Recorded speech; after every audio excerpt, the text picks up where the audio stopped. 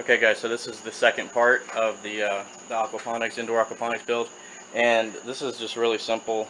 You don't have to have it in a setup like this. You can actually just put it on top of your fish tank if you've got a secure enough top on it or whatever, or if you want to put some bracing on top of it and just put this right on top of your tank. If it's solid enough, then you can actually do that however you want to do it. If you do bring it up like really high up over the tank, make sure that you got a pump that is rated to go high enough. Like, you have to check the head height on it to make sure it can actually pump up that high, because some of them can't do it. The really cheap ones can't. So, but anyway, that's that. And with this one, I just got these Sterilite tubs. These are just like these little under bed type tub things. They're very shallow and they're perfect for what we're doing. I think they're like maybe 1 foot by 2 foot, something like that. They're like less than $10 at Walmart or wherever you decide to go to get them, so no biggie there. With this thing, I actually put some Mylar, which is, this is actually wrapping paper, if you notice over there. This is wrapping paper. It just helps reflect some of the light back into the system rather than having it just escape throughout, because this thing, this rack doesn't have sides on it, so I've just got it kind of draping down like that, and I just kind of tacked it up and left it alone. So I'm sure you could do a much better job if you really wanted to. I just kind of threw it together though.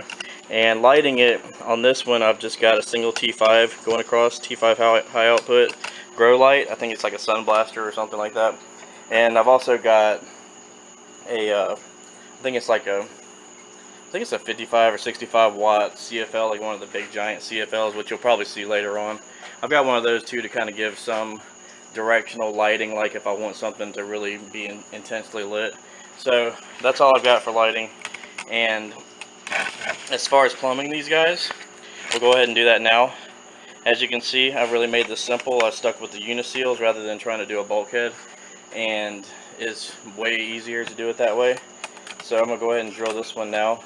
It's pretty straightforward, so I'm just going to drill a hole in it right there, kind of like in the middle, and I can actually adjust my height once I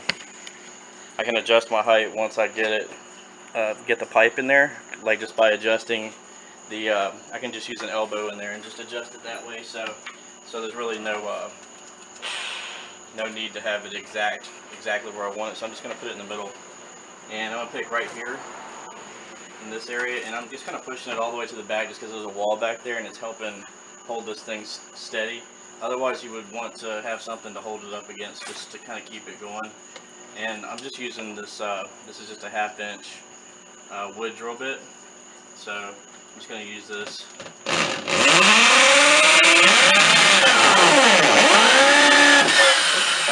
That's it. So got a nice hole.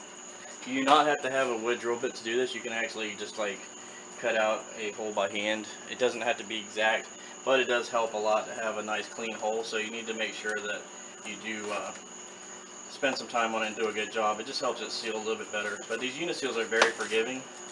These guys are, they work out really good. Like they can, like you can be off by a little bit and they'll still work out really well. So that's why I like them a lot. And our pipe will just go straight into that. Kind of give you an idea of what we're going to do here. So, and the pipe just goes in just like this. And this is a 1/2 inch. And I would normally use like a 3/4 or a 1 inch probably on this, but I've just got 1/2 inch uniseals right now, so I'm just using them up. And for this setup, it's not really going to be pumping that much water through it that quickly, so a 1/2 inch is plenty for what we're doing. So that's that. Super simple. And that's good to go. It's ready to go, and I'm just going to put an elbow on the end of that, and that'll let me control the height of the water, and we'll be good to go.